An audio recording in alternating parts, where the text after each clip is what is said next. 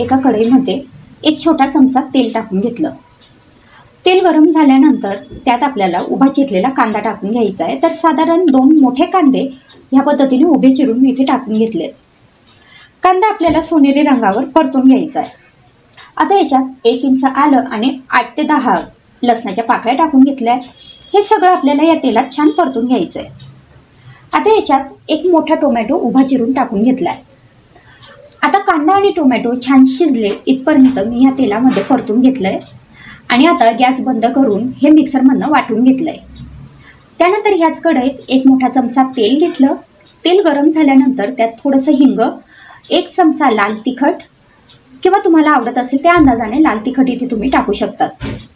थोडंसं काश्मीरी लाल तिखट मी टाकून घेतलंय रंग छान येण्यासाठी।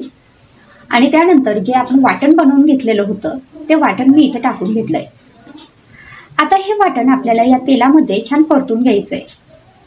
हे पहा, हे सगळं जे वाटण होतं किंवा जो मसाला होता तो या तेलामध्ये छान परतून झालेला आहे आणि अगदी व्यवस्थित शिजलेला आहे। तुम्ही बघू शकताय खूप छान याला तेल सुद्धा सुटलंय। आता याच्यात अर्धा चमचा हळद टाकून घेतली आहे, 1 चमचा धने पावडर टाकून घेतलंय। हे सगळं छान एकजीव करून घेतलंय।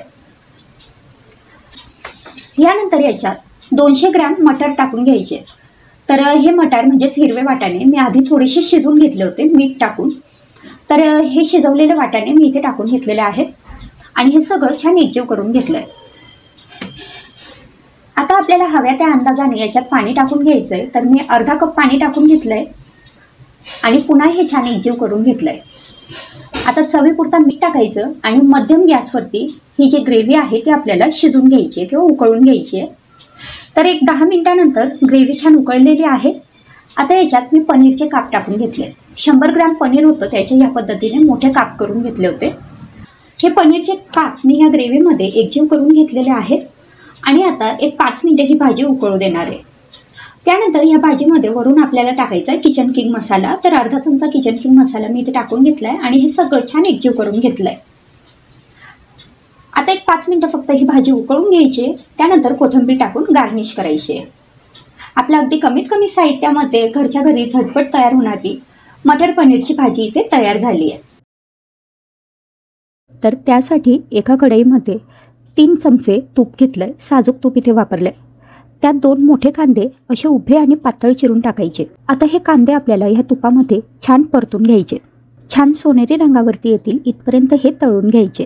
हे पहा, तुम्ही बघू शकताय तिथे कांदे आता छान मस्त सोनेरी रंगावरती तळून झालेत। आता हे कांदे आपण बाजूला काढून घेऊ। कांदे बाजूला काढताना अशा पद्धतीने एखाद्या चाळणीत किंवा झाऱ्यात त्याचं तेल निथळून घ्यायचं। आता शिल्लक असलेल्या तुपातच मी अर्धा चमचा जिरं, 4 लवंग, 4 मिरे, 1 चक्री फूल, थोडीशी दालचिनी हे सगळे खडे मसाले टाकून घेतले। आता हे या तुपामध्ये थोडेसे परतून घेऊ। अगदी थोडेसे परतून झाले की लगेचच याच्यात आपल्याला काजू टाकायचे। तर इथे मी 10 ते 12 काजू अशा तुकड्यांमध्ये कट करून घेतलेत। आता हे काजू सुद्धा आपल्याला ह्या तुपात परतून घ्यायचे। हे मसाले किंवा काजू परतत असताना गॅसची फ्लेम लो ठेवायची। त्यानंतर लगेच याच्यात बारीक चिरलेला लसूण आणि किसून घेतलेलं आलं टाकलंय। तुमच्याकडे आलं लसूण पेस्ट असेल तर ती तुम्ही इथे वापरू शकतात। त्यासोबतच 2 हिरव्या मिरच्या उभ्या चिरून यात टाकल्या। आता हे थोडंसं परतून घेतलं। त्यासोबतच इथे 2 तमालपत्र म्हणजे तेजपान टाकून घेतलं। त्यानंतर इथे आपल्याला थोडासा हिंग टाकायचा आहे आणि त्यासोबत काही भाज्या टाकायच्या आहेत। तर इथे मी वापरलंय तोंडली, श्रावणी घेवडा, शिमला मिरची, गाजर, बटाटे आणि वाटाणे। तुम्हाला हवं त्या भाज्या तुम्ही इथे वापरू शकतात। यातील काही भाज्या नसतील तर त्या नाही टाकल्या तरी चालेल। आता ह्या सगळ्या भाज्या मी स्वच्छ धुवून चिरून घेतल्या होत्या। आता तुपामध्ये ह्या भाज्या 1 मिनिटभर फक्त परतून घ्यायच्या। हे पहा, भाज्या छान परतून झालेल्या आहेत। त्यानंतर याच्यात मी पावभाजी मसाला टाकते। तुम्हाला हवं तर तुम्ही गरम मसाला, बिर्याणी मसाला असा कुठलाही मसाला इथे वापरू शकतात। आपण इथे तिखट टाकणार नाहीये, फक्त मसाला आणि हिरवी मिरची आपण इथे वापरली आहे। तर मी इथे पावभाजी मसाला टाकला। त्यानंतर हे थोडं परतून घेतलं। आता याच्यात 4 कप पाणी टाकून घेते। मला 2 कप तांदळांचा पुलाव बनवायचा आहे, त्यासाठी मी 4 कप पाणी इथे वापरलंय। चवीपुरता मीठ टाकायचं आणि आता हे सगळं एकजीव केलं की यावर झाकण ठेवून आपल्याला हे पाणी उकळू द्यायचंय। पुलाव बनवत असताना सुरुवातीलाच आपल्याला 2 कप तांदूळ भिजत ठेवायचे। तांदूळ कमीत कमी अर्धा तास तरी भिजले गेले पाहिजे। तर इथे मी भिजवून घेतलेले हे जे तांदूळ आहेत ते आता उकळलेल्या पाण्यात टाकून घेतले। तांदूळ टाकल्यानंतर हे चांगलं एकजीव करायचं। आता हे असं छान एकजीव झालं की त्यानंतर पुन्हा या पाण्याला थोडंसं उकळी येऊ द्यायची आणि त्यानंतर याच्यावर झाकण ठेवायचं। आता गॅसची फ्लेम लो करायची आणि लो फ्लेमवरती 15 मिनिटं हा जो व्हेज पुलाव आहे हा छान शिजवून घ्यायचा। हे पहा 10 मिनिटं झाली आहेत। 10 मिनिटानंतर मी झाकण काढलं। एकदा हे सगळं छान एकजीव करून घेऊ। पुलाव बऱ्यापैकी शिजलेला आहे पण अजूनही यात थोडं पाणी शिल्लक आहे, त्यामुळे मी हा पुलाव पुन्हा शिजवून घेते। तर आता हे पुन्हा छान एकजीव करून घेतलं आणि त्यानंतर याच्यात जो आपण कांदा तळून घेतलेला होता तो टाकायचा। त्यासोबतच बारीक चिरलेली कोथिंबीर टाकली। इथेच तुमच्याकडे जर पुदिना असेल तर पुदिन्याची पानंसुद्धा टाकू शकतात। आता पुन्हा वरून झाकण ठेवायचं आणि लो फ्लेमवरती 5 मिनिटं हा पुलाव छान शिजवून घ्यायचा। तर हे पहा इथे आपला हा व्हेज पुलाव तयार झाला आहे। हा व्हेज पुलाव बनवण्यासाठी तुम्ही कुठलाही तांदूळ वापरू शकतात, फक्त आंबेमोहर आणि इंद्रायणी वापरू नका आणि शक्य असेल तर बासमती तांदूळ वापरा। आता याच्यावर 1 चमचा तूप टाकलं आणि पुन्हा झाकण बंद करायचंय। आता गॅस आपण बंद केलेला आहे। ह्या पुऱ्या बनवण्यासाठी इथे मी एका बाउलमध्ये 1 वाटी मेथी घेतली आहे। मेथी स्वच्छ निवडून घ्यायची आहे, 2-3 पाण्याने स्वच्छ धुवून घ्यायची आणि त्यानंतर अगदी बारीक अशी चिरून घ्यायची। तुम्ही बघू शकतायत अगदी बारीक मी इथे मेथी चिरून घेतलेली आहे। आता याच्यात आपल्याला टाकायचं आहे 1 चमचा तीळ किंवा आपल्या आवडीप्रमाणे इथे आपण हे मसाले किंवा बाकीचे इन्ग्रेडियंट ॲड करू शकतो। 1 चमचा ओवा, 1 चमचा जिरं, पाव चमचा मी इथे हळद टाकून घेतलेली आहे, 1 चमचा कांदा लसूण मसाला मी इथे वापरलेला आहे आणि त्यासोबत अर्धा चमचा बॅडगी लाल तिखट वापरलंय। तुम्हाला हवं तर तुम्ही फक्त तिखटसुद्धा इथे वापरू शकतात। त्यानंतर चवीपुरता मीठ टाकून घ्यायचंय। आता 1 वाटी मेथीचा पाला होता, त्यासाठी इथे मी 1 वाटी गव्हाचं पीठ घेतलंय। त्यात 2 चमचे बेसन पीठ टाकून घेतलंय। यामुळे आपली जी पुरी आहे ती तेलकट होणार नाही आणि 1 चमचा तांदळाची पिठी टाकून घेतली, यामुळे पुरी खुसखुशीत होईल। 1 चमचा तेल म्हणजेच मोहन टाकून घेतलं, थोडंसं हिंग टाकून घेतला आणि हे सगळं चांगलं एकजीव करून घ्यायचंय। पुरी बनवताना कधीही थोडंफार तेल ह्या कणकेमध्ये टाकावं, त्यामुळे आपल्या ज्या पुऱ्या आहेत त्या छान सॉफ्ट राहतात, नाहीतर मग काही वेळानंतर ह्या पुऱ्या थोड्याशा वातड व्हायला लागतात। तर आता हे सगळं मिश्रण एकजीव करून घेतलं, त्यानंतर थोडं थोडं पाणी टाकायचंय आणि आपल्याला याचा घट्ट असा गोळा मळून घ्यायचा आहे। आता ही जर कणिक आपण सैल मळली किंवा आपल्या चपातीच्या कणकेसारखी जर मळली तर मग पुऱ्या तेल जास्त पितात, खूप तेलकट होतात। त्यामुळे कधीही पुऱ्यांची कणिक मळताना अगदी घट्ट अशी मळायची, म्हणजे पुऱ्यासुद्धा कमी तेलकट होतील आणि खुसखुशीत सुद्धा होतील। आता हे पहा इथे मी हे कणिक मळून घेतलेले आहे, तुम्ही बघू शकताय। ही कणिक मळून झाल्यानंतर तुम्हाला हवं तर तुम्ही 5-10 मिनिटं ही अशीच ठेवू शकता। मी लगेचच पुऱ्या बनवायला घेणार आहे। आता पुऱ्या बनवण्यासाठी कणकेचा एक गोळा घेतला, त्याला पीठ लावून घेतलं आणि याची नॉर्मल पोळी लाटून घेतली।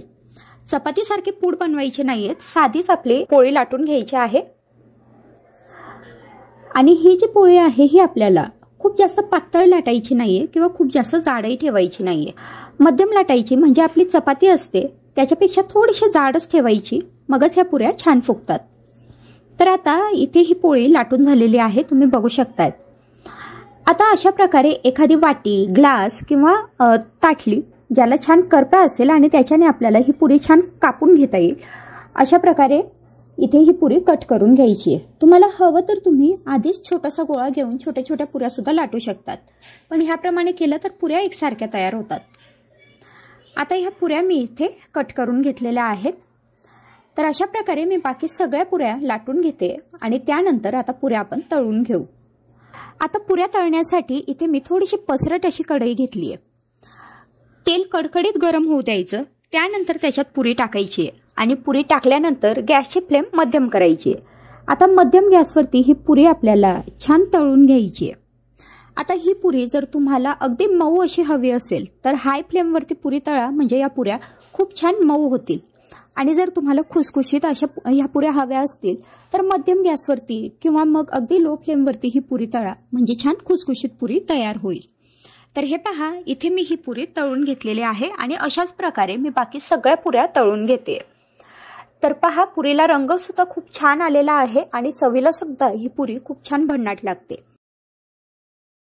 एका कढईमध्ये 1 वाटी किंवा 1 कप तूप घेतलं आहे.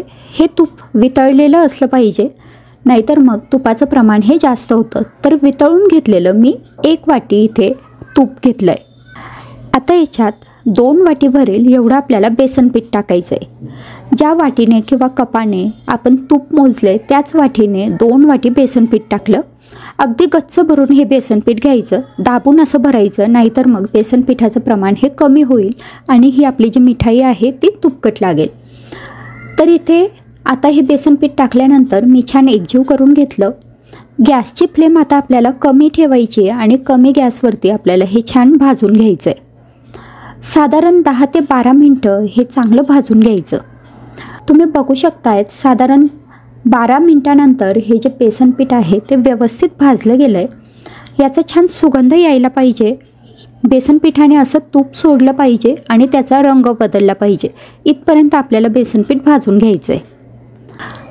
आता बेसन पीठ व्यवस्थित भाजल्यानंतर आपल्याला याच्यात साय टाकून घ्यायची, म्हणजे मलाई टाकून घ्यायची.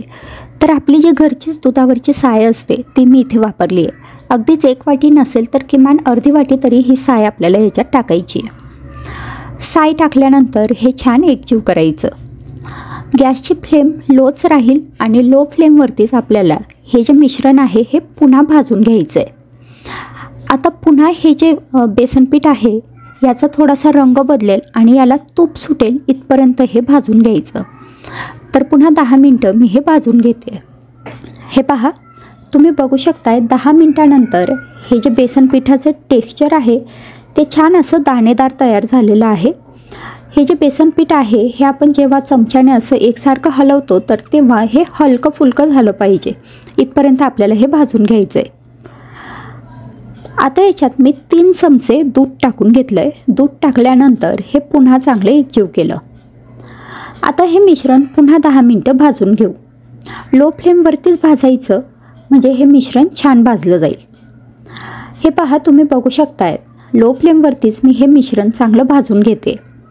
याला आता छान तूप सुटलं आहे, त्यासोबतच तुम्हाला याचं अगदी दाणेदार असं टेक्स्चर दिसत असेल. याचा रंगसुद्धा बदलायला हवा आणि छान तूप सुटायला हवं आणि हे जे मिश्रण आहे ते छान फ्लफी व्हायला हवं. हे पहा, तुम्ही बघू शकता हे मिश्रण आता किती छान असं थोडं फुगून आलं आहे, म्हणजे हलकं फुलकं झालं आहे. इथपर्यंत आपल्याला हे छान भाजून घ्यायचं आहे. तर इथे सुरुवातीपासून साधारण 20 ते 25 मिनटापर्यंत हे मिश्रण किंवा हे जे बेसन पीठ आहे ते छान भाजून घेतलं आहे.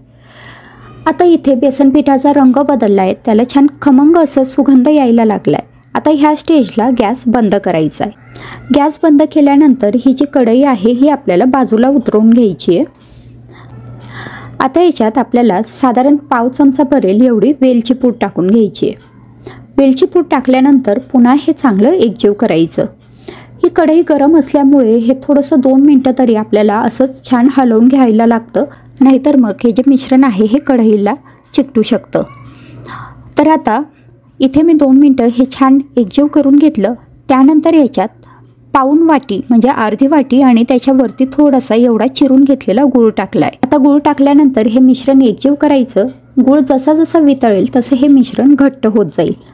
हे पहा, तुम्ही बघू शकताय आता गूळ पूर्णपणे वितळला आहे आणि आपलं हे जे बेसन पिठाचं मिश्रण आहे ते अतिशय छान घट्ट असं तयार झालं आहे. म्हणजे आपण याच्या अगदी व्यवस्थित वड्या थापू शकू असं हे मिश्रण आता तयार झालं आहे.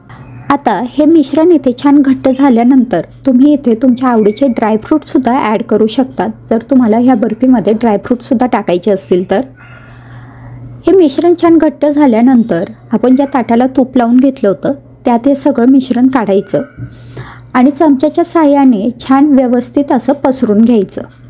आपल्याला ही बर्फी किती जाड हवी आहे किंवा पातळ हवी आहे त्या अंदाजाने आपण हे मिश्रण पसरून घेऊ शकतो. मी इथे हे मिश्रण छान पसरून घेतलं आहे. त्यानंतर त्यावरती बदामाचे काप टाकायचे. तुम्हाला हवं तर तुम्ही इथे पिस्ता, काजू, बदाम कुठलेही ड्रायफ्रूट वापरू शकतात किंवा हे पूर्णपणे ऑप्शनल आहे, नाही टाकलं तरी चालेल. आता बदामाचे काप टाकून घेतल्यानंतर चमच्यानेच हे थोडेसे प्रेस करायचे, म्हणजे हे जे काप आहे ते बाहेर निघणार नाहीत. आता 2 तास तरी आपल्याला हे मिश्रण असंच ठेवायचं आहे किंवा मग तुम्ही हे फ्रीजमध्ये सुद्धा अर्ध्या तासासाठी सेट करायला ठेवू शकतात.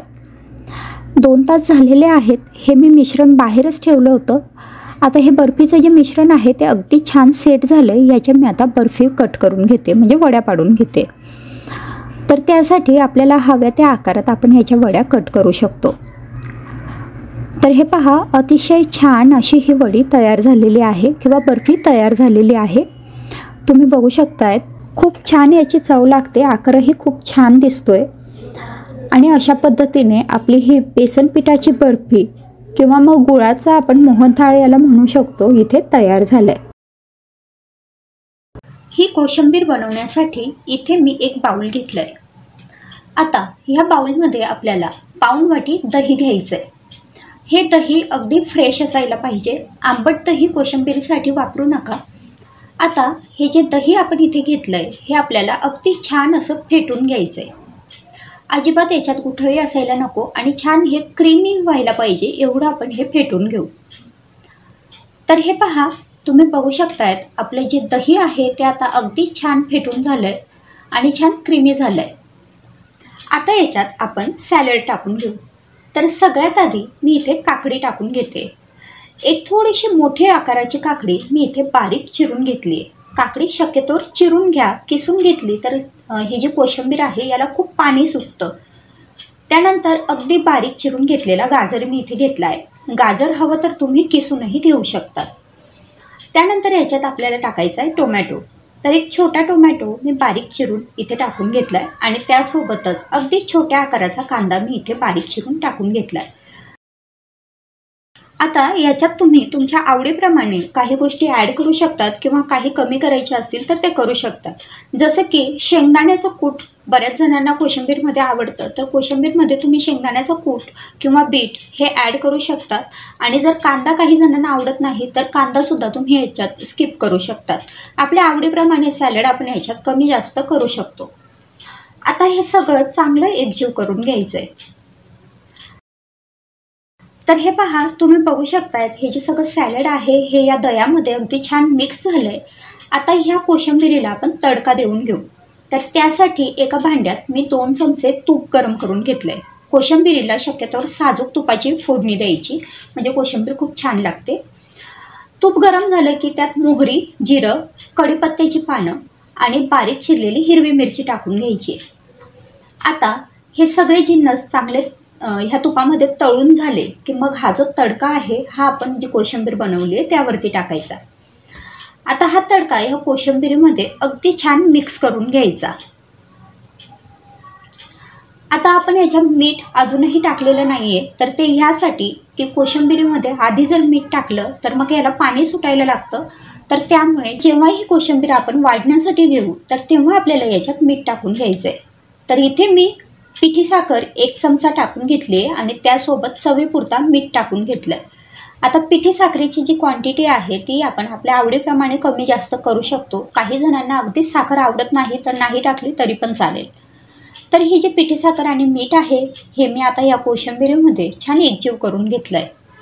मीठ टाकल्यामुळे लगेचच या कोशिंबीरीला पाणी सुटायला लागतं, त्यामुळे मीठ अगदी ऐन वेळी टाकायचं. आता हे पहा, कोशिंबीर तर तयार झालेली आहे. आता वरून आपण फक्त सजावटीसाठी याच्यात कोथिंबीर टाकून घेतली आहे आणि ही कोथिंबीरसुद्धा मी या कोशिंबीरीमध्ये एकजीव करून घेतली आहे. तर अशी आपली उन्हाळ्यासाठी अगदी चटपटीत गोड आंबट चवीची ही कोशिंबीर तयार झाली. अगदी आपल्या जेवणाचा स्वाद डबल करणारी अशी ही कोशिंबीर आहे. त्यासाठी एका कढईमध्ये 1 मोठा चमचा तेल घेतलं. तेल चांगलं कडकडीत गरम होऊ द्यायचं. त्यानंतर याच्यात आपल्याला मोहरी टाकून घ्यायची आहे. मोहरी अगदी चांगली तडतडली की मगच याच्यात जिरं टाकायचं. जिरंसुद्धा छान तडतडू द्यायचं आहे. त्यानंतर याच्यात आपल्याला टाकून घ्यायचे आहेत 2-3 लसणाच्या पाकळ्या बारीक चिरलेल्या, 5-7 कढीपत्त्याची पानं. आता हे सगळं या तेलामध्ये छान परतून घ्यायचं आहे. आता हे सगळं परतून झालं की त्यातच मी 1 ते 2 हिरव्या मिरचीचे काप टाकून घेतलेले आहेत. आपल्याला किती तिखट भाजी हवी त्या अंदाजाने हे काप आपण इथे टाकू शकतो. हिरवी मिरची सुद्धा या तेलात छान परतून घ्यायची. त्यानंतर याच्यात अर्धा चमचा हळद टाकायची आहे आणि हे सगळं छान एकजीव करून घ्यायचं आहे. आता हे सगळं छान परतून झाल्यानंतर याच्यात शिजून घेतलेला बटाटा टाकायचा आहे. इथे तुम्ही हिंगसुद्धा ॲड करू शकतात. उकडून घेतलेला बटाटा तुकडे करून मी याच्यात टाकून घेतला आहे आणि हे सगळं छान एकजीव करून घेतलं. वरून चवीपुरता मीठ टाकून घेतलं आहे. आणि थोडीशी कोथिंबीर टाकून हे छान 2 ते 3 मिनिटं परतून घेतलं आणि अशा पद्धतीने ही भाजीसुद्धा इथे तयार झाली. तुम्ही जर चॅनलवरती नवीन असाल किंवा अजूनही तुम्ही चॅनलला सबस्क्राईब केलेलं नसेल तर प्लीज सबस्क्राईब करून घ्या आणि सोबत घंटीचं बटन पण दाबा, म्हणजे माझ्या येणाऱ्या सगळ्या व्हिडिओचं नोटिफिकेशन सगळ्यात आधी तुम्हाला मिळेल. तुम्हाला हा व्हिडिओ कसा वाटला मला कमेंटमध्ये जरूर कळवा. आवडला असेल तर लाईक करा, शेअर करा आणि चॅनलला सबस्क्राईब करा. पुन्हा भेटू पुढच्या नवीन व्हिडिओमध्ये. तोपर्यंत बाय बाय.